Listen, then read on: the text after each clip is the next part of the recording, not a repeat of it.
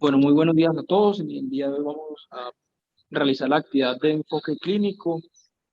Hay que aclarar pues que este caso me lo va a presentar el doctor Darlos. Él no conoce absolutamente nada del caso. Se le dieron algunas pistas muy básicas para el enfoque, pero él no conoce ni el paciente ni el desarrollo pues de todo lo que pasó en la hospitalización con el paciente. Listo. Bueno, entonces vamos a empezar pues con los datos de filiación. Se trata de un hombre de 53 años. Es natural y residente de Envigado, casado, un hijo, trabaja como mensajero, independiente para sus actividades básicas y avanzadas.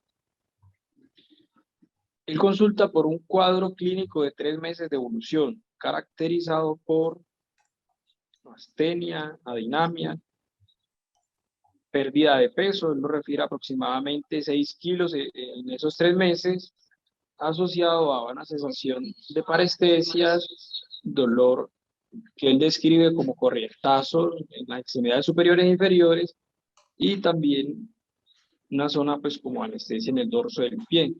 También refería a un edema grado 1 pues en las extremidades inferiores y unas lesiones en piel eh, que eran como de características purpúricas. ¿Y en qué parte las lesiones en la piel? Las lesiones en piel eran de predominio en las extremidades inferiores, pero eran generalizadas. La gran mayoría de las lesiones estaban ubicadas en los muslos y pues en todas las extremidades inferiores. Listo. A la revisión por sistema, el paciente, pues, no sé qué quieras preguntarle hasta ese momento, pero en general no tenía síntomas respiratorios, no tenía síntomas gastrointestinales, no tenía síntomas urinarios, no había hecho fiebre y refería a diaforesis nocturna.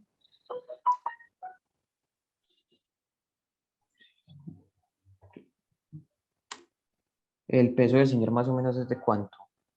¿Cómo? Perdón. El peso del señor, El peso, 60 kilos. Había perdido el 10% solo, entonces. pesaba 66, estaba pesando 60 kilos al momento del ingreso. Listo. Pronto pérdida de la fuerza, aparte pues de esos síntomas como Sí, tenía neurológicos. debilidad, ¿En qué tanto en las parte? extremidades superiores como inferiores de predominio distal. Sangrados.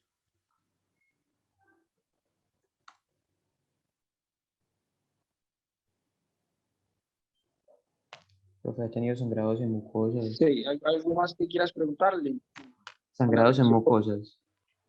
No, sin sangrado.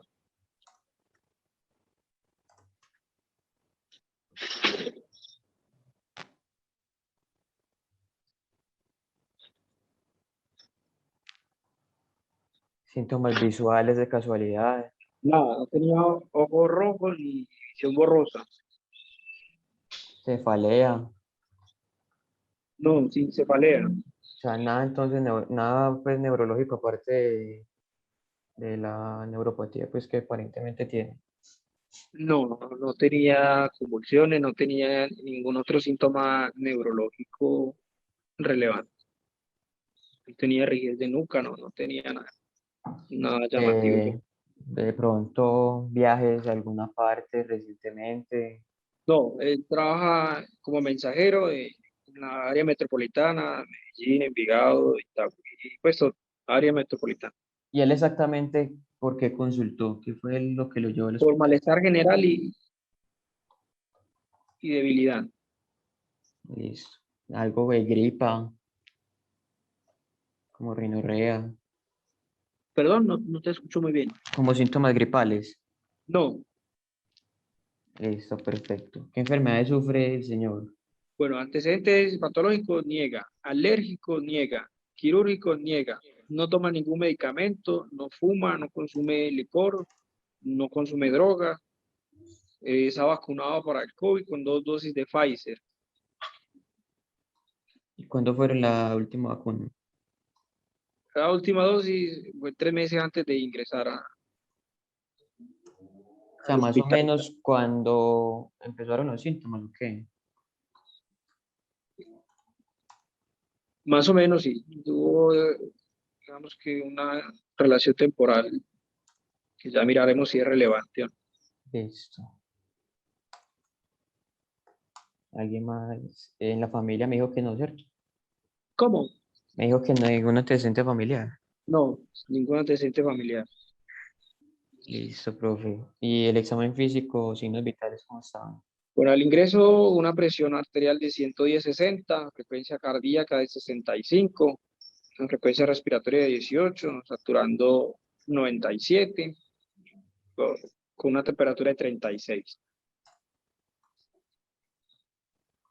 Al examen físico comunicó datos positivos, una debilidad de las cuatro extremidades de predominio distal, unas áreas de hipoestesia en las manos y en los pies, los reflejos eran simétricos, Pues disminuidos, manos y pero pies es, pues, o sea, distal, distal, sí, bilateral distal, simétrico. simétricos. Listo. Tenía hipoestesia en territorio del mediano ulnar y radial y también en el femoroputáneo lateral y peroneal superficial de la extremidad izquierda. Y en la piel tenía las lesiones purpúricas. Se puede mostrar la imagen para que todo el público la vea, por favor. Ah, profe, espere que no la tengo por aquí a la mano. Esas lesiones en la piel no eran palpables. Listo.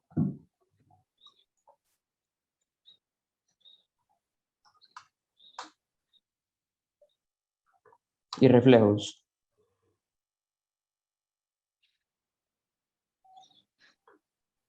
Profe, ¿cómo están los reflejos? Simétricos, disminuidos, pero simétricos.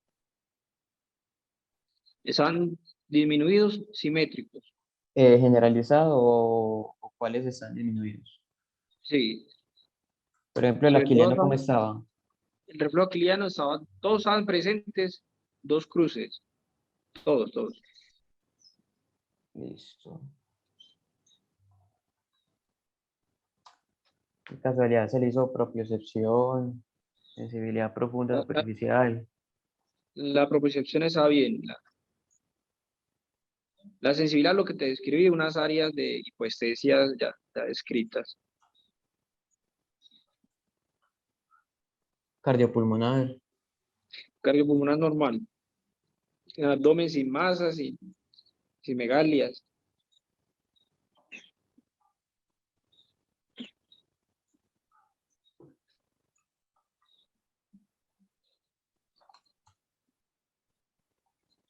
Adenopatías en alguna parte.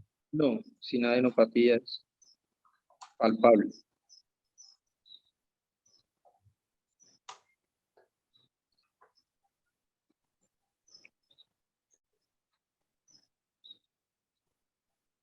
Listo. De pronto lesiones en otra parte de la piel, aparte pues de esas No, las mucosas estaban purpurana. sanas.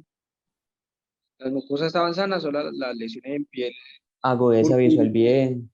agudeza visual normal. Listo, perfecto.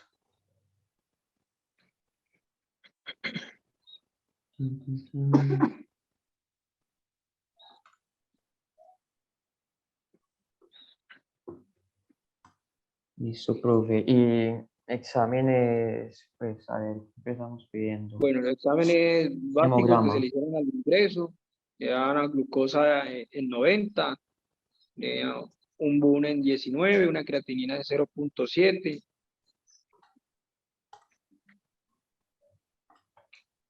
Sí, AST 20, ALT 29, bilirruina total 0,3, una CPK en 45, una LDH en 117, una albúmina en 3,2, un sodio en 142, un potasio en 4, cloro en 103. El hemograma tenía 7.170 leucos, 5.324 neutrófilos, 1.510 linfocitos, 319.000 plaquetas. 319.000 plaquetas, listo.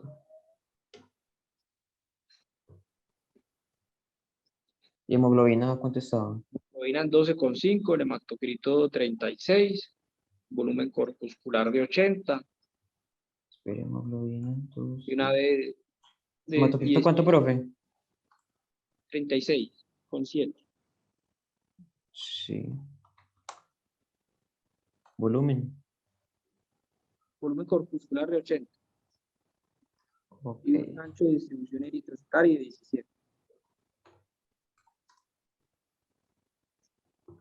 Tenía un TP y un TTP también normales.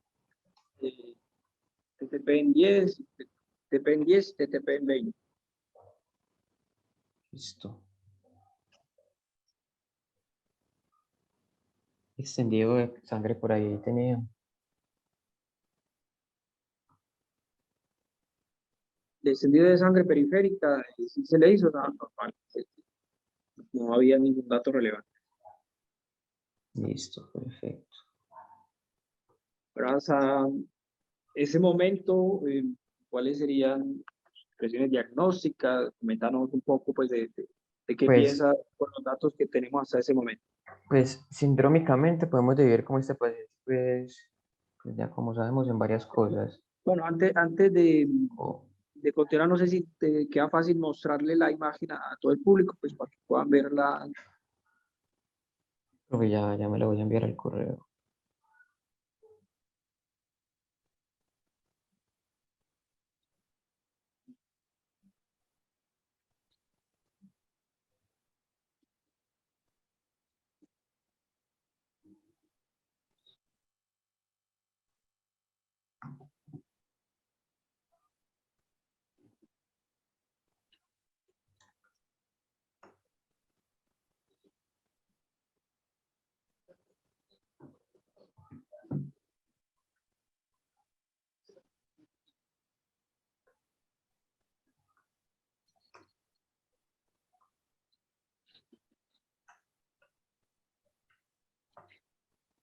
Bueno, mientras vas cargando la imagen, nos vas contando qué piensas del caso.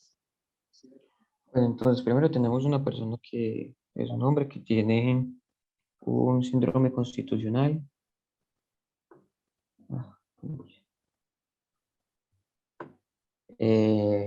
porque tiene pues como, ha perdido pues, una pérdida de peso de casi el 10% de su peso normal.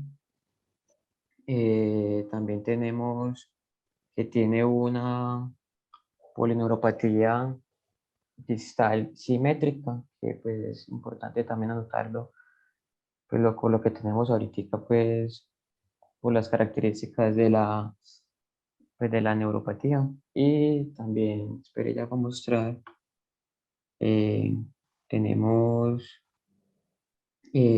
las lesiones purpúricas, pues que también habría que hacer el enfoque como por esta parte de las lesiones purpúricas en este paciente.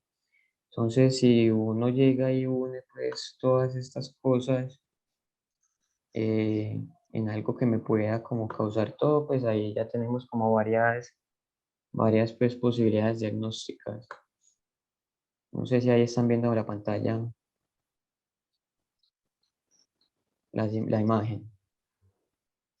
En este momento todavía no se ve la imagen. No se ve, listo, espera, ya lo pego.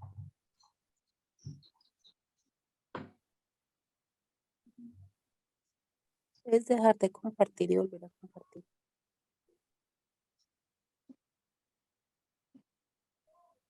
No, creo que por acá.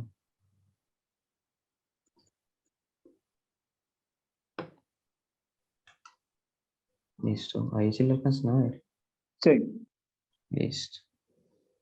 Entonces aquí como podemos ver en este paciente, entonces vemos que los miembros inferiores pues tiene unas lesiones pues que hay, según lo que me dicen no se logran palpar, pero por lo que podemos ver son como unas petequias más que todo, porque son pequeñas, pero que algunas confluyen, entonces ahí pues ya lograrían formar lo que sería una púrpura, pues aunque para definir como púrpura como tal, uno debería pues decirse, pues, debería ser palpable pues esta lesión, pero por lo general pues sí podemos decir que es una lesión purpúrica de predominio en miembros inferiores y que pues, que tiene una distribución sobre todo en las piernas y no como distales que nos podrían hacer sospechar alguna otra cosa.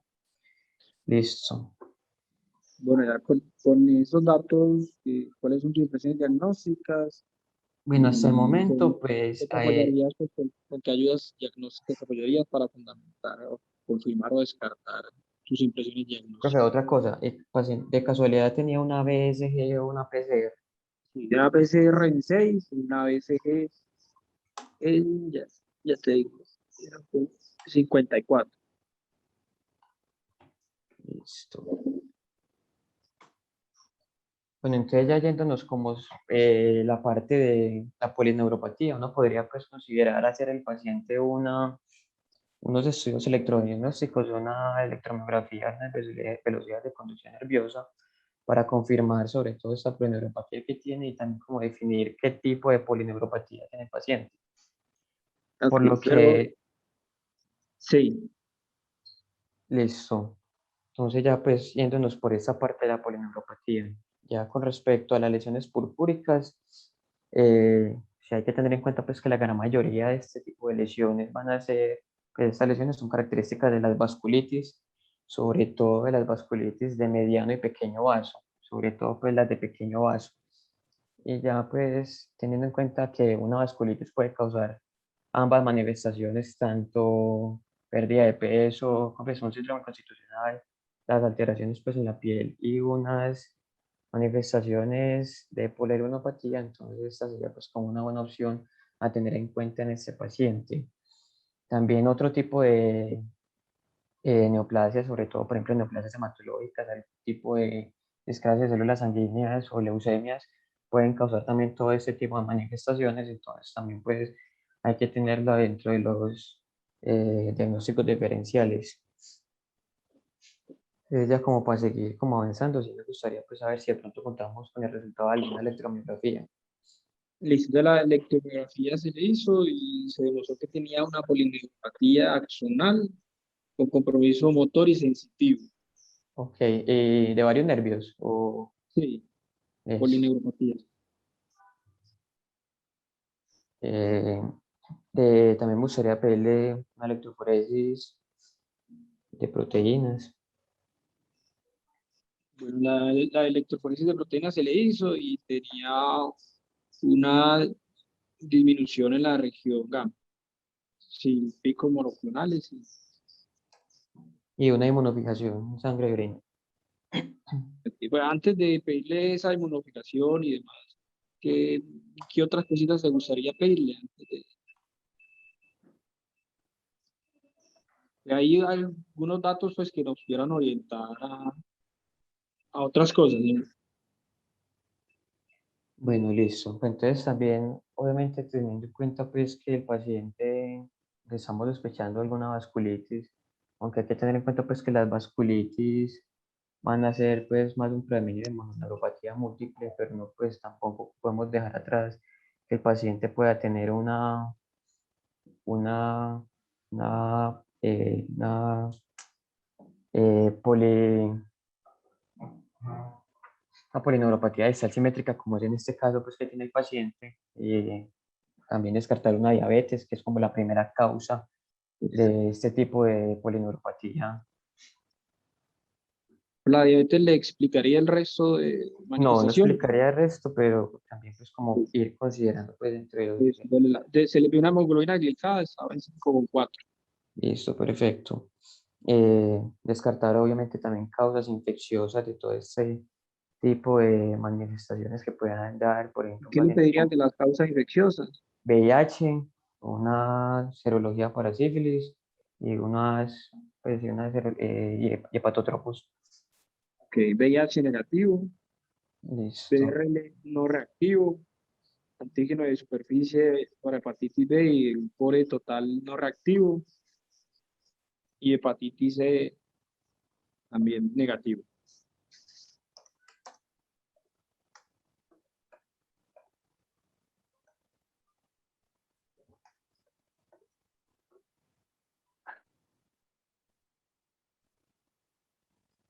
Listo, perfecto. Otra cosa también, mi paciente de pronto en algún momento se quejó de poliartralgias o síntomas No, inflamatorios articulares. no, nunca manifestó poliartritis.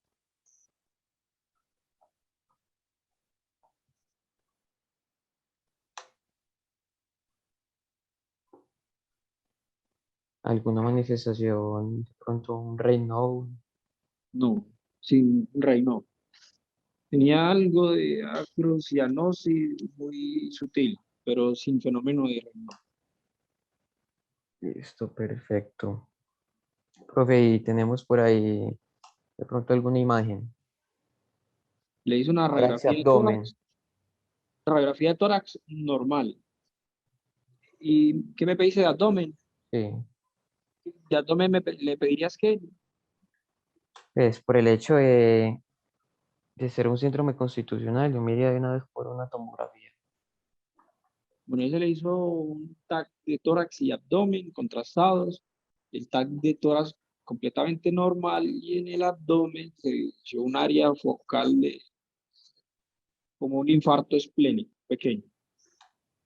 Sin otros hallazgos relevantes, tenía algunos ganglios aumentados de tamaño, pero que no cumplían definición pues, de adenopatía.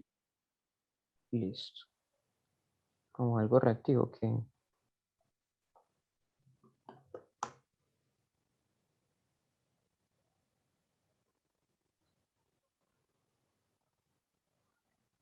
Entonces, únicamente el infarto esplénico, nada más.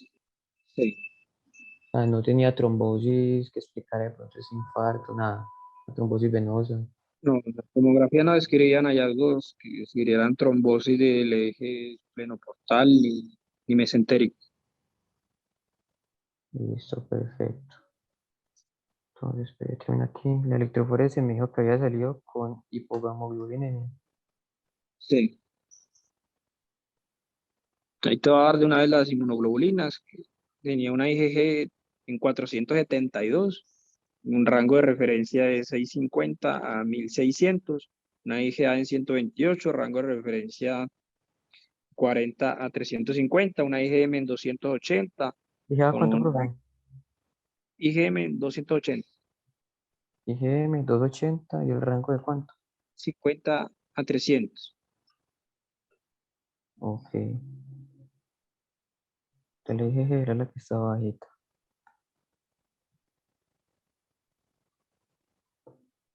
Por aquí. La glicada me había dicho que estaba como en 5, ¿cierto? La glicasa en 5,4.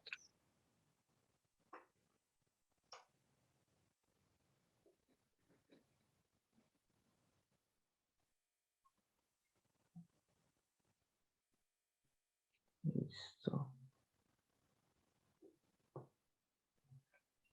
Por favor, sí me gustaría entonces pues complementar ese electroforesis de pronto también con una inmunofijación en suero y en orina.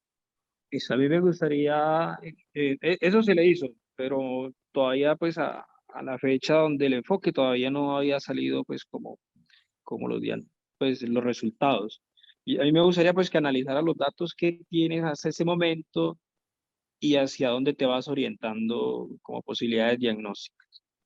Y pues cuáles son tus diferenciales. O sea, se le va a pedir algunos exámenes pensando en qué.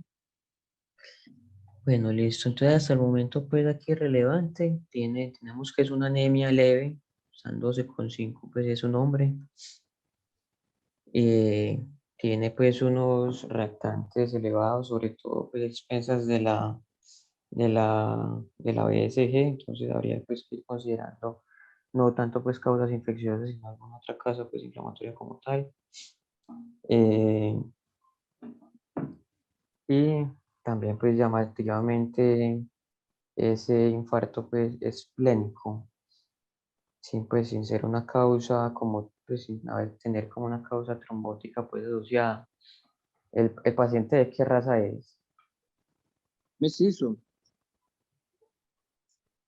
Listo, pues porque una causa pues muy rara que lo tendría que considerar en pacientes que tengan, por ejemplo, un infarto esplénico así solo, de pronto que tenga un rasgo falciforme, pues, que Y no podría, pues, antecedentes de eso ni en la familia, ni él nunca le habían hablado de eso, de posibilidad igualmente, pues, de pues, considerar también de pronto una electroforesis de hemoglobina. A que ver, ir buscando, pues, ese infarto esplénico, por qué le dio. Y, profe, un electrocardiograma, normal. nada de bajo voltaje ni eso. Ecocardio, Hola, hola Juan, hola, soy Gustavo. ¿qué más, Eh, doctor? te quería pues como preguntar para llevarte también parte del enfoque, ¿qué, qué etiologías autoinmunes pueden presentar el cuadro clínico o las manifestaciones principales que tiene el paciente? Y qué, pues, de acuerdo con eso, ¿qué exámenes adicionales le solicitarías?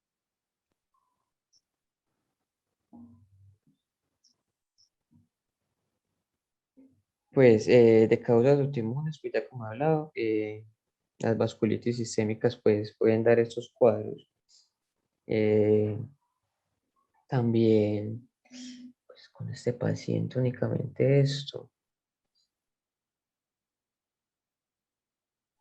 No sé qué más autoinmune pues me explicaría, es que solo con esto. Entonces, tú piensas en vasculitis sistémicas, ¿qué estudios adicionales le pedirías? Pues ahí también, dependiendo pues del tipo de vasculitis que uno quiera, uno pues para especificarla, uno zanca. Bueno, se le pidieron unos ANCAS que fueron negativos, se le pidió unos anticuerpos antinucleares también que fueron negativos, unos ENAs que fueron negativos, y se le pidió un complemento que tenía un C3 en 94 normal y un C4 en 1 que se han disminuido. Cuatro.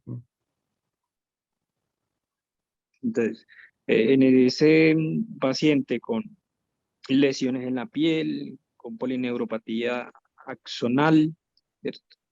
Y un C4 disminuido, ¿qué posibilidades Pues diagnósticas? con eso yo creo que una crioglobulinemia no estaría pues como tan, pues estaría pues como a favor de todo esto, una crioglobulinemia. Y ya pues con todo eso sí me gustaría pues pedir unas crioglobulinas. Se le hicieron las crioglobulinas y fueron negativas en 2 ocasiones, incubadas durante 7 días. Pero pues que hay que tener en cuenta que esa, la técnica para la toma y eso muchas veces puede ser difícil. Listo, en dos Y ocasiones. atendiendo a esa posibilidad, por eso se le hizo en 2 ocasiones y se dejó incubar los 7 días completos. Listo, perfecto. Mm, más con este paciente. Profe, también una biopsia de esas lesiones. Listo, se le tomó una biopsia en la piel, ya te la voy a describir la biopsia en la piel.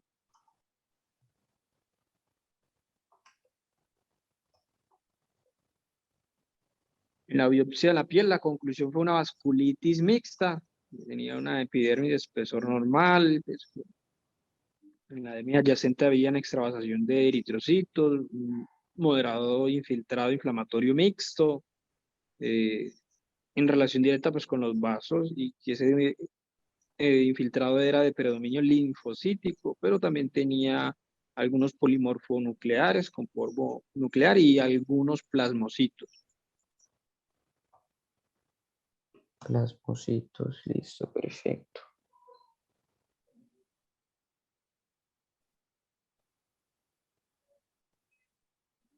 Entonces, hasta ahí pues tenemos entonces un paciente con unas lesiones en piel que son claramente vasculitis, ¿cierto? Una polineuropatía de predominio axonal con un C4 disminuido, pero crioglobulinas negativos.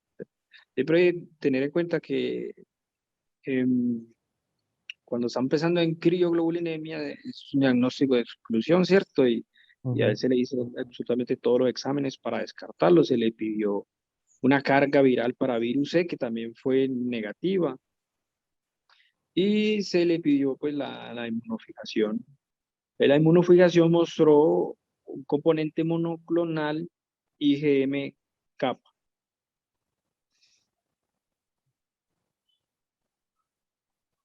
Y tenemos relación. La relación entre las canalianas estaba alterada. ¿Y cuánto? Y en ese momento, déjame yo busco el valor, pero estaba muy Ah, alterada en está relación elevada, pues. de las cadenas kappa, ¿sí? En relación con la lambda. Listo. Pues ya con eso, pues uno como que va saliendo, pues va sacando más con esta inmunofijación. Pues con esto, pues ya con el cuadro del paciente y eso, podríamos ir considerando que de pronto el paciente lo que tenga sea una amiloidosis, en este caso. Entonces, si se sospecha amiloidosis, ¿qué estudios le harían para confirmar o descartar la amiloidosis?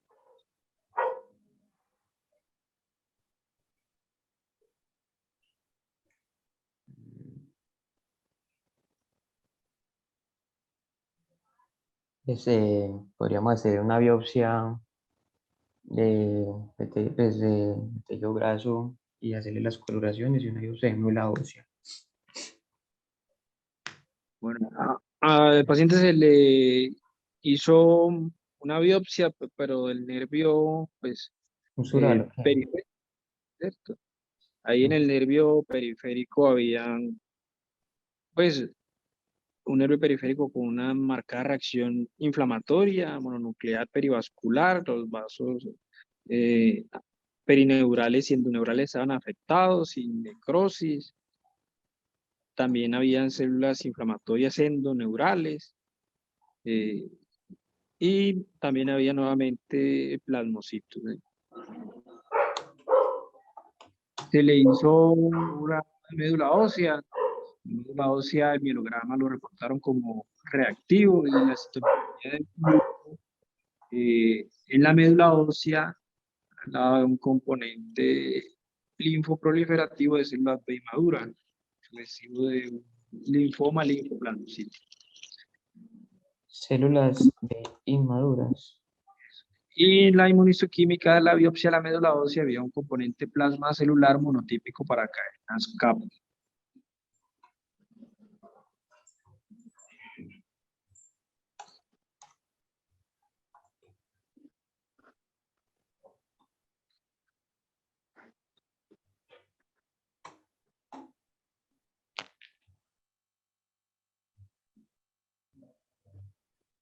Listo, perfecto. Ujú.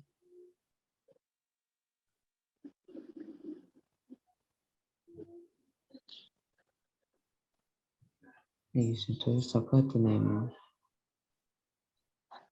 De base a los resultados que tenemos en ese momento, ¿cuáles son tus posibilidades de diagnóstico? ¿Qué fuiste descartando? ¿Qué fuiste de lo que ya estabas pensando al principio? Pues ya una vasculitis con todo eso, ya pues una vasculitis pues, sistémica primaria ya queda como descartada. Otras causas pues de autoinmunes también están descartadas y ya con esto sí nos tenemos que quedar que el paciente lo que tenga sea una gamopatía pues sobre todo con este resultado de esta inmunofijación y la médula ósea.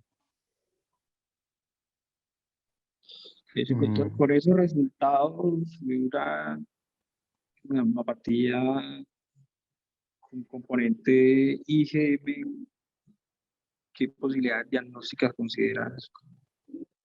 pues ahí está la de Waldenström, una Si gamopatía monoclonal por IgM. estaría pensando en Waldenström, ¿cómo le realizaría ese diagnóstico? ¿Qué cosas tiene a favor? ¿Qué cosas tiene en contra? ¿Qué más? Pues Cosa, Waldenström pues, se puede, puede tener pues, tanto manifestaciones cutáneas, en este caso, pues manifestarse pues, como estas lesiones que no me parecen tanto que sean purpúricas, sino más bien como petequias, que sí diría como más a favor. Puede tener también las manifestaciones neurológicas de la polineuropatía pues, periférica que tiene el paciente, síndrome constitucional que tiene el señor, y tiene también pues la una gamopatía monoclonal IgM, pues el predominio IgM en este caso. Y ya pues también con lo que nos dice la aspirada de la biopsia de médula ósea, también pues creo que iría a favor de este diagnóstico. ¿y cuáles serían tus diagnósticos diferenciales? Pues está la amiloidosis, pues también con todo esto. Y, y no me acuerdo qué más había dicho la médula ósea, que no alcancé a escuchar bien de todo. Un Una componente que, pluricelular monotípico para cadenas kappa, el resultado final de la inmunohistoquímica. Tenía 5% de plasmocitos en la médula ósea. sí, de pronto también no dejar atrás un mieloma como tal, mieloma Entonces múltiple. piensa que mi nómada le explicaría todos lo que No, pues presenta el no, paciente, no. cómo puede ver neumopatía, mieloma, de ese tipo y esas lesiones de piel. No. Me quedaría más entonces de pronto con la amiloidosis y con el Waldenström. Bueno, ese paciente nos llevó acá a la institución, remitido de otro hospital de tercer nivel.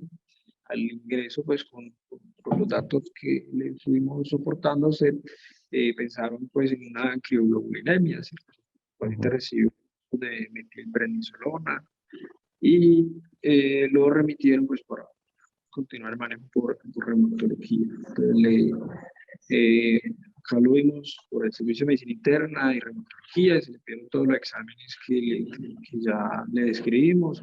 No había absolutamente nada para pensar en autoinmunidad, pues como lupus, vasculitis ancas, las crioglobulinas como le describieran, 2 veces negativas, tanto el virus B, C, VIH, todo eso fue negativo.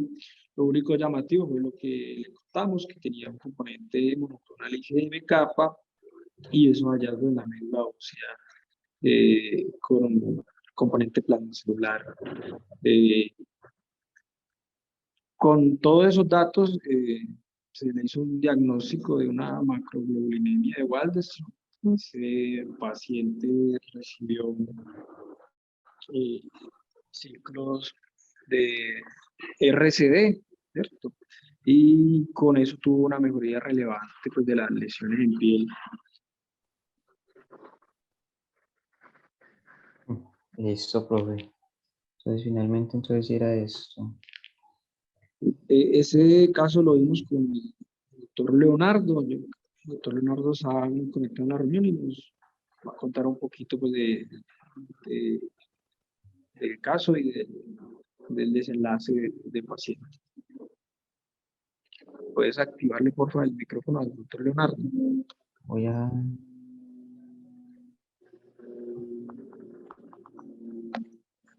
Listo, ya. Sí, hola. Buenos días, ¿me escuchan? Sí, profe, perfecto. Bueno, no, un caso muy bonito, muy difícil. Bueno, y antes que nada, muchas gracias por la invitación a Carlos Pecio y al equipo de internistas de la IPS universitaria. Fue un caso que conocimos hace algunos meses allá en la institución, un caso bonito, difícil, y que antes de que nosotros lo viéramos, estaba siendo enfocado por el servicio de medicina interna, pero también con la participación de reumatología y de neurología. Con este paciente el diagnóstico fue particularmente difícil por varias razones. La primera razón es que, como lo comentó Carlos, el paciente no lo vimos nuevo en la institución, sino que antes había estado hospitalizado en otra clínica de la ciudad, donde ya había sido manejado y había recibido pulsos de esteroides, lo cual dificultaba un poco el diagnóstico. Cuando ustedes revisan los criterios de Waldenström, No es un diagnóstico fácil, los criterios no son estándar para todas las sociedades. Históricamente se ha tomado un componente monoclonal IgM de cualquier concentración, pero algunas de las sociedades, específicamente la Organización Mundial de la Salud y el International Myeloma Working Group, toman en cuenta para hacer el diagnóstico tener más de 10% de infiltrado linfoplasmocítico en la médula ósea. Este paciente no tenía más de 10% de infiltrado linfoplasmocítico en la médula ósea. Algunas sociedades dicen que cuando el infiltrado es menor al 10%, no deberíamos hablar de Waldenström, sino que tendríamos que hablar de una gamapatía monoclonal de significado incierto de tipo IgM, un MGUS IgM. Sin embargo, por definición, el MGUS IgM son personas asintomáticas que se hacen diagnósticos incidentales. Y aunque el porcentaje de este paciente era menor al 10%, ya teníamos la situación de que había recibido pulsos de esteroides previamente en otra institución, lo cual pues obviamente siendo los esteroides linfotóxicos pudieran haber reducido el tamaño pues del infiltrado que pudimos visualizar en el momento en que nosotros evaluamos al paciente. Adicionalmente, consideramos que se trata de un Waldenström por una cosa muy importante, y es que neurología que evaluó el paciente hizo una punción lumbar y el mismo infiltrado linfoplasmocítico clonal que se vio en la médula ósea salió en el líquido cefalorraquídeo. Entonces ya no solamente, o sea, ya claramente no teníamos una enfermedad indolente, ya claramente no teníamos pues una cosa que se salía del espectro del MGUS, sino que teníamos una persona que tenía claramente manifestaciones clínicas, tenía anemia, tenía vasculitis, pero adicionalmente tenía compromiso del sistema nervioso. Se hizo una resonancia que mostraba que tenía signos de infiltración neoplásica a nivel del sistema nervioso central, específicamente a nivel de la médula espinal, lo cual ha sido descrito en la macroedemia Waldenström, un síndrome conocido como el síndrome de Vinil, que es cuando esta enfermedad compromete el sistema nervioso central. Entonces, reuniendo todos los elementos, las manifestaciones clínicas descritas, el síndrome constitucional, la fiebre, la pérdida de peso, las lesiones en piel y el compromiso en el sistema nervioso central, y teniendo en cuenta pues que había recibido esteroides previamente que podía bajar el porcentaje de células plasmáticas en la médula ósea, consideramos que se trataba de un Waldenström. Y dicho sea de paso, no todas las sociedades son estrictas con ese porcentaje 10%. Hay un internacional workshop que dice que cualquier porcentaje de células plasmáticas en la médula ósea, si hay manifestaciones clínicas, debería ser diagnóstico pues, de Waldenström. Entonces este paciente pues nos decantamos por ese diagnóstico. Iniciamos un manejo, como lo mencionó Carlos, con una combinación de rituximab, ciclofosfamida y dexametasona, con lo cual presentó una mejoría significativa de su cuadro clínico, con mejoría de los síntomas constitucionales, ganó peso, no volvió a presentar fiebre, las lesiones en piel mejoraron, y finalmente pues el paciente respondió a esta terapia. Una cosa es que uno en este contexto hay una mutación que se llama la MID88 que puede soportar el diagnóstico, aunque tampoco hace el diagnóstico diferencial con IgM-MGUS, porque también la pueden tener positiva. Este paciente se le solicitó y fue negativa, pero bueno, eso no descarta definitivamente el diagnóstico. Pero un caso bonito, difícil. Y dicho sea de paso, pues felicitaciones por la reunión, por el enfoque. Y bueno, el residente, pues un buen trabajo, un caso que no es fácil de enfocar, pero en realidad pues un buen trabajo. Muchas gracias. Profe, una preguntita. ¿En qué Sí, momento fue señor. que decidieron hacerle la punción lumbar al paciente? No, Antes de que de... nosotros lo viéramos, lo estaba viendo en neurología. Ok. Entonces, neurología en el enfoque pues, del compromiso neurológico, en la polineuropatía, querían mirar pues como la cantidad de proteínas en el líquido cefalorraquídeo, lo cual tiene pues algunas implicaciones. Le hicieron la punción, ahí fue que se salió la citometría positiva. Ok, perfecto. Muchas gracias, profe. Muchas gracias. Hola Juan, ¿qué más? No, doctor. Mira, no, pues como para resaltar alguna de las cosas dentro del enfoque, me parece importante resaltar que cuando uno se enfrenta o tiene un paciente con polineuropatía y más que todo con las manifestaciones adicionales que tiene este paciente, es mandatorio siempre descartar paraproteinemia, una gamapatía monoclonal. Entonces, tener claro que hay que solicitar la electroforesis, la inmunofijación, los estudios completos con esta electroforesis y inmunofijación también en orina, o pedir las cadenas livianas en suero, dado que algunas gamapatías sola o algunas neoplasias pues, que producen estas paraproteinemias a veces solo producen cadenas livianas, y si solicitamos, por ejemplo, solo electroforesis e inmunofijación sérica, nos podríamos quedar sin realizar el diagnóstico. Eso por una parte. Eso fue un punto de inflexión en esta, yo pues leí la historia, pero en el momento, pues en su momento no conocí el paciente. Ya en forma retrospectiva, uno ve que el resultado de la inmunofijación fue un punto de inflexión para el enfoque diagnóstico de este paciente. Dicho esto, leía también que cuando uno tiene un paciente con una polineuropatía, y tú le haces estudios para proteinemia, y tú encuentras que el paciente tiene una restricción de cadenas, como en este caso era kappa, estos pacientes tienen un diagnóstico diferencial que se puede restringir a 4 entidades. Entre esas, entonces, están el POENS, un MGUS con neuropatía o una gamapatía con significado clínico, una amiloidosis, y refieren también como cuarta entidad una crioglobulinemia. Yo personalmente pues considero que este paciente, a pesar de que no tenía crioglobulinas positivas, estaba más o menos dentro del espectro de esa, digamos, enfermedad por depósitos inmunes, dado que tenía esa vasculitis y, la, y unos complementos de 4 francamente consumido. Pues eso era como lo que te quería decir. Ya habría que entrar a mirar pues desde el principio pues las distintas manifestaciones que tenía el paciente, para empezar a mirar cuál era como el diagnóstico que más cuadraba, si tenía o no algunas características que sugirieran POENS o amiloidosis. En este caso, como ya pudiste ver, pues terminó siendo un linfoma linfoplasmocitario. Eso era como lo que quería resaltar. Doctor, muchas gracias. Muchas gracias a todos, muy bien, Juan, por el enfoque. Gracias a todos los que participaron, al doctor Leonardo, a Gustavo,